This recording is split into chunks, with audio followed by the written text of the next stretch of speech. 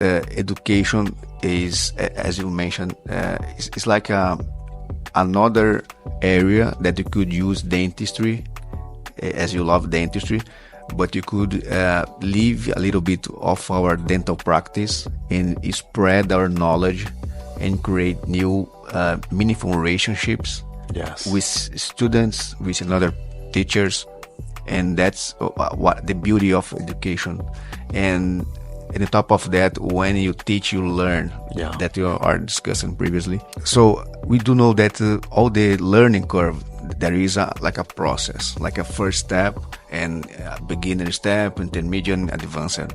If people that are listening to us and want to join to full art rehabilitation but don't have any experience yet, what in your point of view would be the first step? What would be the first course, the first initiative to enter this kind of procedure? I think that people are not in a good position to start on a clinical basis. I think there is a road. There's a path. Yeah. In our perspective, what would be the first step? That's a good question. I think finding someone that is close to where you practice could become a good mentor. So something that really changed the way that I practice was having someone that was doing the things that I wanted to do, or expanded my mind or stretched my mind as far as the possibilities of things that I could do, and then spending as much time with that person as possible to figure out, what are the things that I needed to do. And part of that was become a very good comprehensive dentist. So understanding all the different facets of dentistry, and doing things like a Coist Center training, where you're just really learning all of the basics. There's a lot of guys that seem like they're getting out of school, and I mean they're 6 months out and they're taking zygomatic training, which is very ambitious, and nothing against that. I think knowing how to treatment plan all of the different cases appropriately is very important. So I think just being very well versed in all facets of dentistry, and then as you grow and go to different courses, kind of narrowing in on the scope that you want to practice. It's kind of like this long runway of gaining wisdom that kind of shows up in these different surgical cases. Yeah. So I don't know if there's a specific path. I mean, it would be very fun to create a very specific curriculum for someone. And I think that was a little bit of kind of what we did on this collaboration, where it was important for docs to come down multiple times.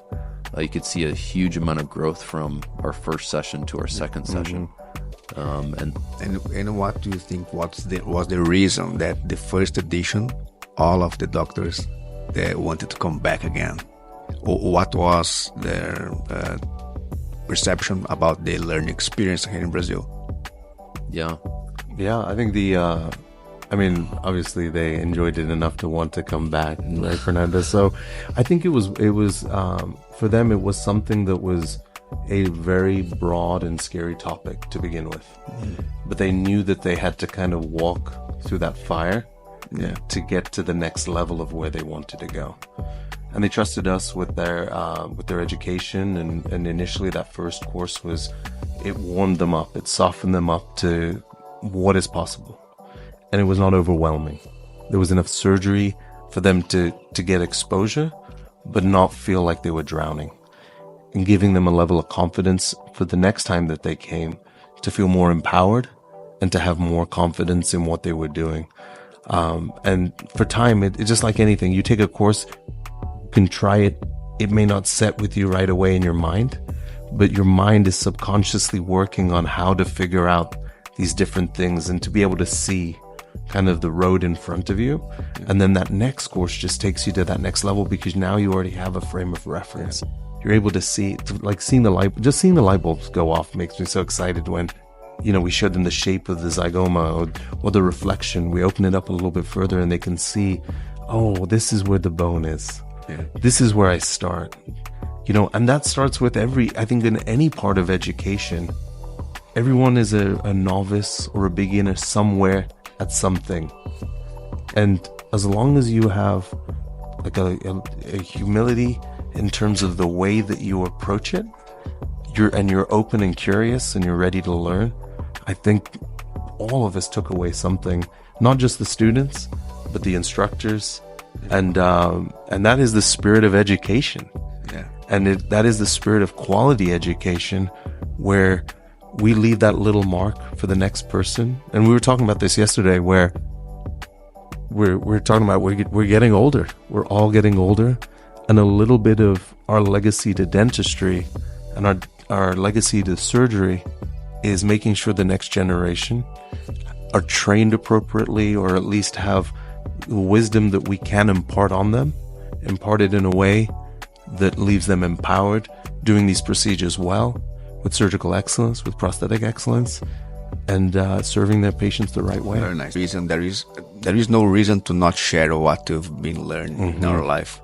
Yeah. You could be dead as soon, yeah, and then all is finished. So that's the reason I think we should share as much as we can, because we want to live forever. And maybe some people that receive our knowledge could spread it again. And sometimes you feel that you make some difference in the life of these students. It's very nice. Yesterday, Alex gave me a hug. Oh man, you really changing our perspective, our training, and really worth being here with you, living this experience. And I will live it for the rest of my life. For sure. And to listen to that is very, very intense to us.